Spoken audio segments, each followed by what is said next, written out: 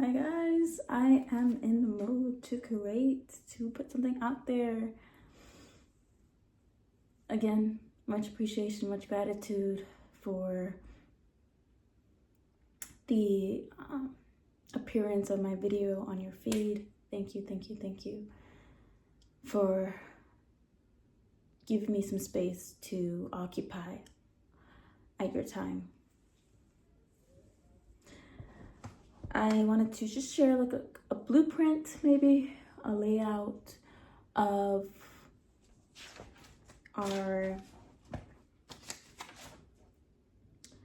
self-care, of our self-rituals, of something we can return to, step-by-step guide.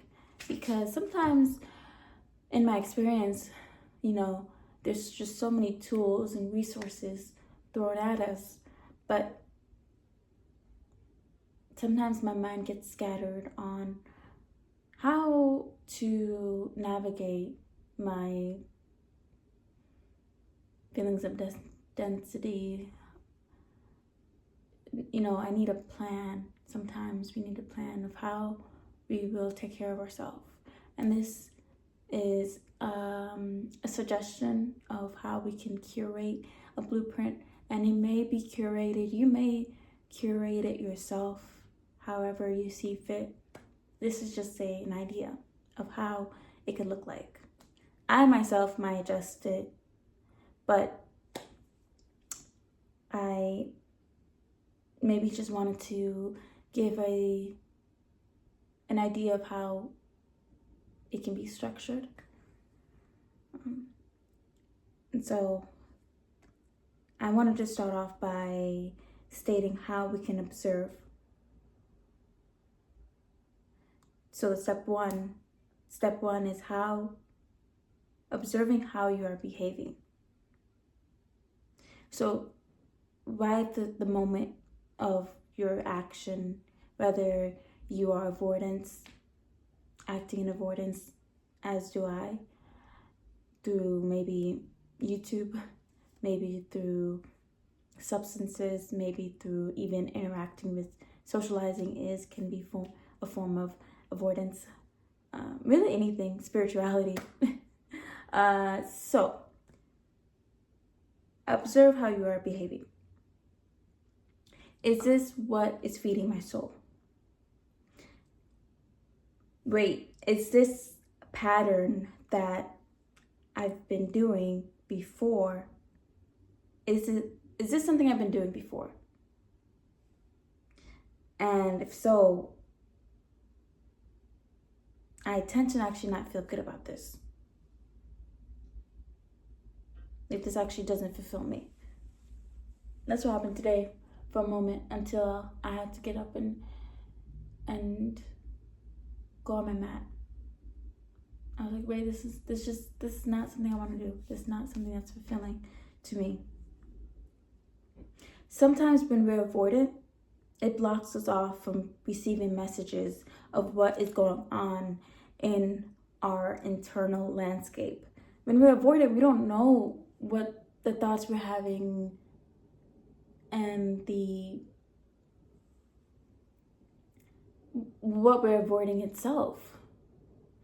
And so sometimes they say, I've heard from different teachers, that just sitting and just pausing, observing your mind is like that separation from what you were doing prior. So it could look like just sitting up. For me this morning, as I started my days, it looked like just stopping what I'm doing, just be like, okay, this is not what I want to do. I didn't have to sit in stillness, but just already having that awareness of looking at that behavior and not wanting to be a part of that avoidant behavior. So step two is pause. So step one is almost like just stopping what you're doing. And then step two is pausing, and that's when you can observe if your mind is running the same thoughts And how can I ease my mind? How can I lessen the noise of my mind, the repetitive thoughts? And step 3 leads to, after you ask yourself that, step 3 is finding ways to release some of those repetitive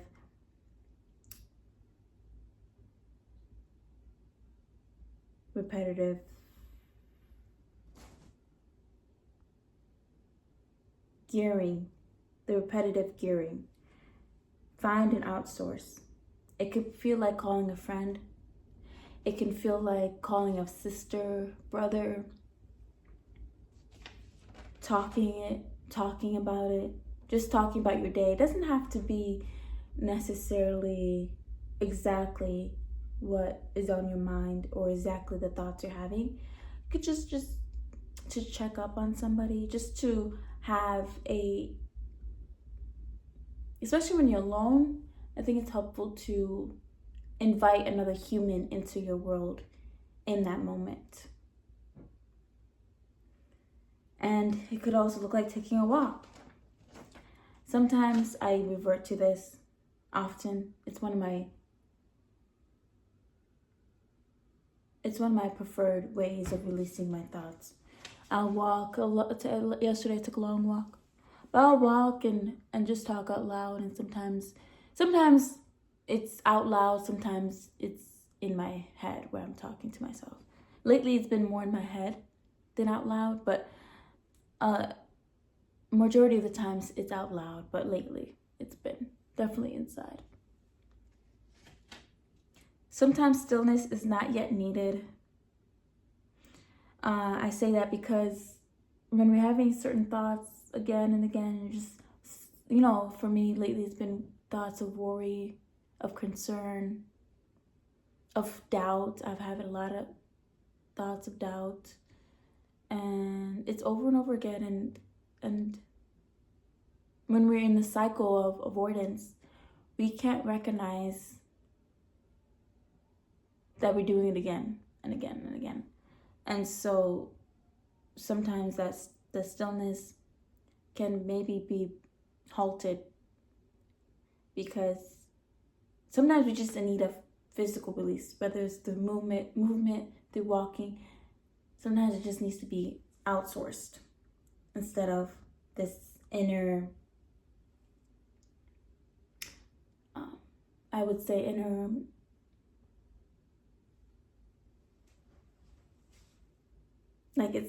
sometimes it just needs to be out and not like let me meditate and calm my mind, because then you're just thinking about it more.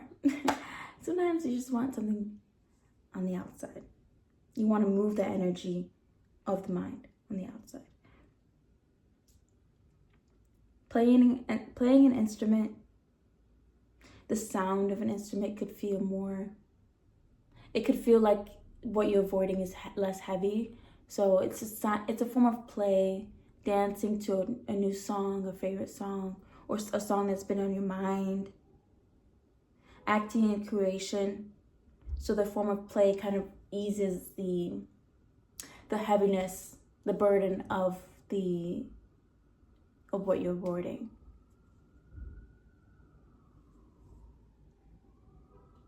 I talk out loud, yeah.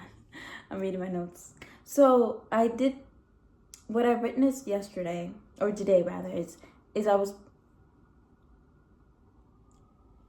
was taking care of myself with more attention, and it might have been because of what happened yesterday. I took a long walk, but that itself didn't feel completely aligned. The walk itself, but just not my surroundings. And I went back inside, but there was this calling to not be alone.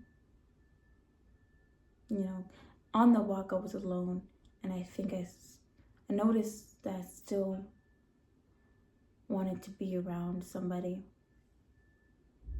And so I have a lovely friend that came over, and I was scared right before because I was revealing,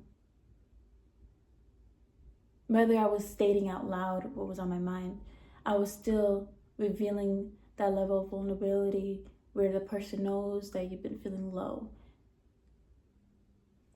Vulnerability doesn't always look like in the form of just expressing this is what's going on in my mind, but there's a level of vulnerability in saying, yeah, I've been feeling low right now, and just admitting and confessing that you're not up here, you're not like this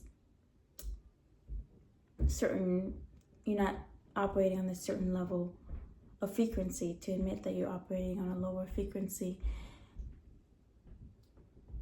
yeah, it's like that person, you're revealing that part of you that's not always okay.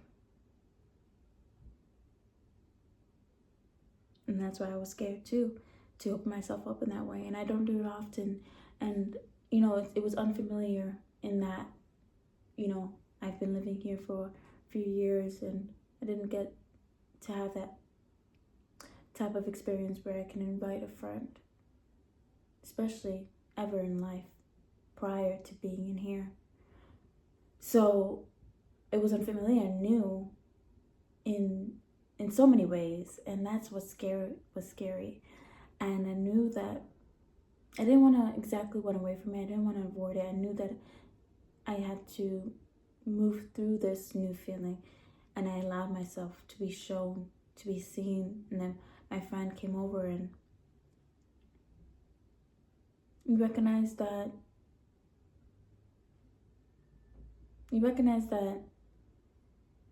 you deserve it. You deserve to have someone check up on you. You deserve to have someone to be there, to just be there, to have their physical presence when you're just operating at a lower frequency. You're like, I don't deserve to be alone when I'm feeling sad. And I think a long time, just because I can be alone a lot and I like to be alone doesn't mean, and just because I'm capable of being alone doesn't mean it's always right. And I didn't recognize that when I was going through long periods of self-isolation. I didn't recognize that I still deserve that, or it's still as helpful. I thought the self-isolation, and I briefly mentioned this before in one of my videos, but sometimes the lines can be blurred between self-isolation and solitude for healing. So just wanted to make a note of that, because sometimes we may be confused and mixed feelings between if we need solitude for healing or if we're doing it for isolating ourselves. That's what was I didn't really clearly see that for so long. And now it's helped me to recognize when I need it. That emptiness I feel in my body kind of is an indication for me of needing like somebody. I was like, I just want somebody next to me. I want somebody part of my life in this moment.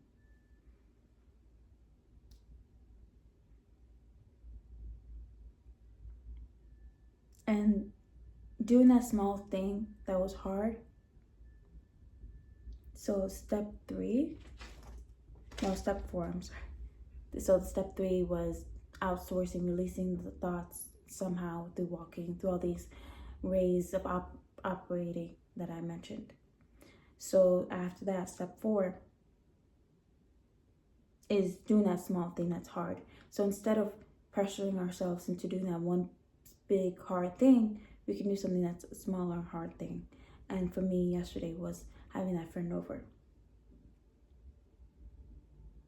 And I think that was what led me to the next day having this more healthier, aligned way of starting my day. And I don't know if I would have operated that same way I did today if I had not taken that walk and seeing a friend. just saying yes to myself, saying that I deserve it. Because in saying I deserve it from yesterday, it's allowing me to recognize that I deserve how I'm treating myself today. So like in saying, seeing how I deserve it yesterday, I saw that I deserve a more intentional day of starting a more intentional way of starting my day, because I deserve it, so it's really just doing those hard things, seeing that you deserve it. And sometimes you have to just act first before you can actually see and feel like, yeah, I deserve it. Sometimes the action has to appear first. Sometimes you have to do the action first, and then you feel like, oh yeah, I did deserve it. And then it leads to you doing more things for yourself, because now from the previous actions, it's helped you feel like you deserve more of other things. And then you start operating on those things because you deserve it, if that makes sense. Normally, sometimes that wording can be all over the place, but it's helpful to act in ways like right now, I'm creating because I deserve to have my words shared. I deserve to express myself and my thoughts. If I hadn't done other things that reinforced the truth of that, if I didn't do other things that reinforce that I am deserving, then maybe I wouldn't be creating, because I may be subconsciously having that self-doubt. So it's also, so important to recognize what thoughts we're having. It's so important to act in ways that are opposite of what doesn't serve us. Act in ways that do serve us, because then the action itself will change the thoughts we're having about ourselves. The action of creating, the action of seeing a friend, having a friend come over, that instills a different level, that instills a different mindset. And then once you have a different mindset, you're gonna behave differently. So yeah, sometimes doing the action will lead to having different thoughts, and different thoughts that serve us will lead to different actions. It's vice versa. So it helps one another. If we do certain actions that don't serve us, then we're gonna have thoughts that don't serve us, so.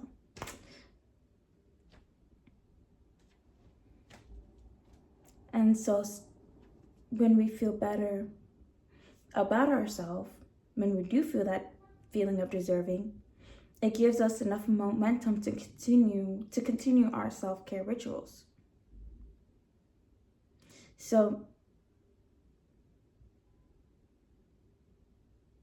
I guess after all those steps, it ultimately changes our view of ourselves.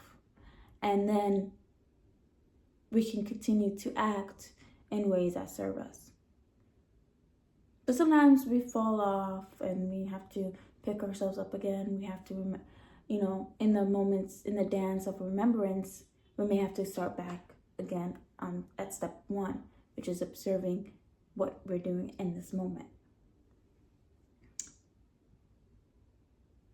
I feel much more inspired by myself when I create. Yesterday, after I created, or the day before, I felt so inspired by myself, which was in a different way than I have ever, really. I was like, wow,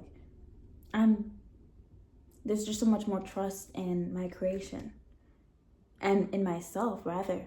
When there's more trust in yourself, then you can create out of your imagination.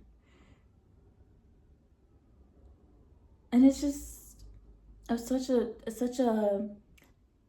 huge way of loving ourselves is acting in creation. Such a huge way of just loving yourself. Wow. And so I was just feeling so much appreciation for myself. I was thinking about all the ways I like about all the things I like about myself. It was just such a moment I had with myself where I was just complimenting myself and just showing myself, showering myself with so much appreciation, you know, and validating my own thoughts,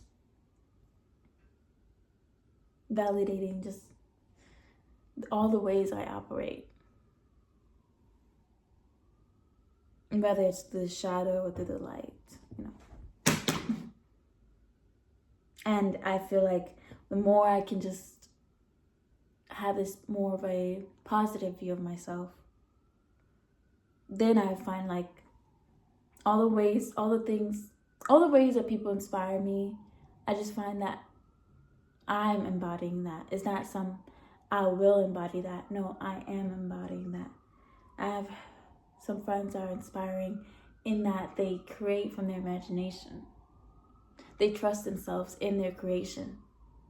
And I feel like I'm more deserving of them in my life, and they're more deserving of me in their life because I embody the same level of trust in myself, because I embody traits that they are embodying. And I think that's why maybe some people don't, maybe they think some people are too good for them, or they think that someone they like or romantically interested in is too good for them, or they're not good enough for them. Is that true? Or is just that those traits that they're embodying, you want to embody it for yourself? And because you recognize that in them, just reveals that it's in you too. So think about that for a moment. And sometimes what we attract is because we have that in us. Who we are is what we attract. So yeah, it's just all about that process to lead us to remember who we are, to return back to ourselves. You know, I get inspired by consistency. I get inspired by intention, by awareness. And I wanted to talk about a little bit of that inspiration because it's been on my mind recently. And I think by me feeling inspired by myself has just got me thinking about inspiration a lot. And one of it is intention. I have not been acting out of intention that as much as I usually would the last couple of months. Like there was moments where I wasn't acting completely with intention, and I allow myself to just be okay with that, you know, just be okay with my pace of growth, of my pace of healing. So it wasn't this like I wasn't having thoughts of like I shouldn't do this, shouldn't do that. It was just like, oh, witnessing what I'm doing. But I'm reverting back to more intention with how I'm operating, with more focus on my inner world. Walking with God is something that's been on my mind. Like I woke up thanking God, thanking Spirit for the sun, thanking Spirit for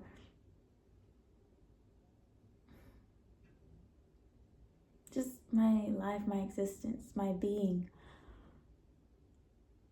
Like I want to always be in communication with Spirit, with the divine, with God, because that's like our best friend. That's our most supportive source.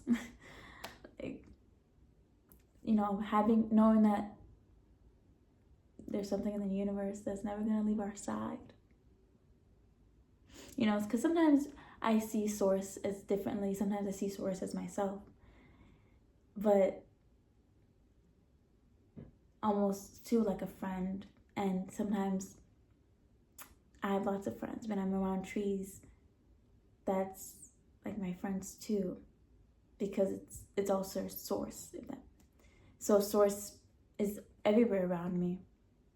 my friend is always there around me in so many ways. So yeah, so intention with just who I revert to, what I revert to for support. Intention with, also with money, it's been on my mind. Just, I was asking myself, who really does profit and benefit from us spending money in this country? So almost saying no to like even more than I do now. I think it would be beneficial for everybody to maybe spend less in this economy. But yeah, just like, there's so many options in a big city. There's just so many options thrown at you that you feel inclined to dance with all those options. But it's not always, the options doesn't mean you always have to make a choice or to say yes to one of the options. You have a decision to say yes or no to anything in life. And so I think with all these options thrown at us in a big city, then we think we have to say yes because, it's almost like, what do you want to choose? Option A, B, or C, or D? But they don't want us to know that there's an option E, which is none of the above. So I'll leave it at that. So intention with where I outsource, and distribute money. That's been on my mind. But intention also with how I'm walking with God. Because in a way, when I say these things about money and stuff and saying no to all this stuff, I'm just feeling like, I feel like I'm walking with God more. Like I don't need all this flashiness in front of my eyes. I can just need God and that's it. I'm good. I'm Gucci.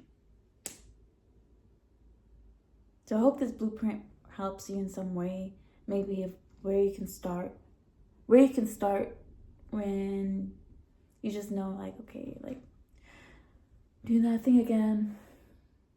Maybe I'm acting in avoidance, and maybe I'm not taking care of myself as much as I can,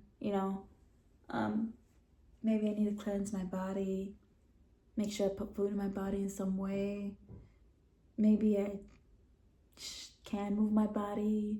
Maybe I can get some sun. Maybe it is helpful to talk to someone, or like just to invite somebody or go to them.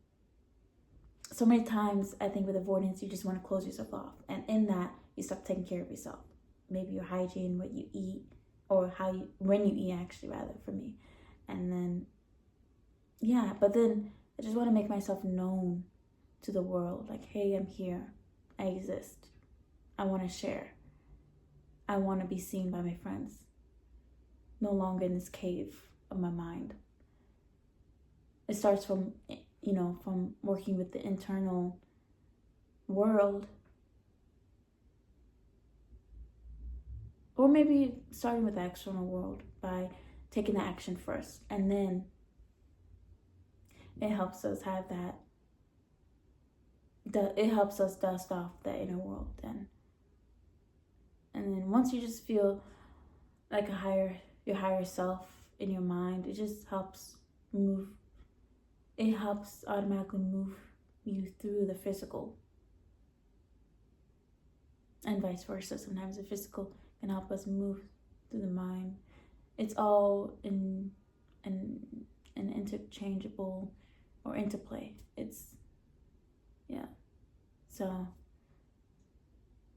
I hope by us working with the physical too, it helps us clear out the dust in the mind. And in the clearing out the dust in the mind, in that, opening the shade, opening the curtain, you're letting the light in. And once you let the light in, your heart is open more. And then once your heart is more open, you can act and operate in a much healthier way. So thank you again for joining me during your time here.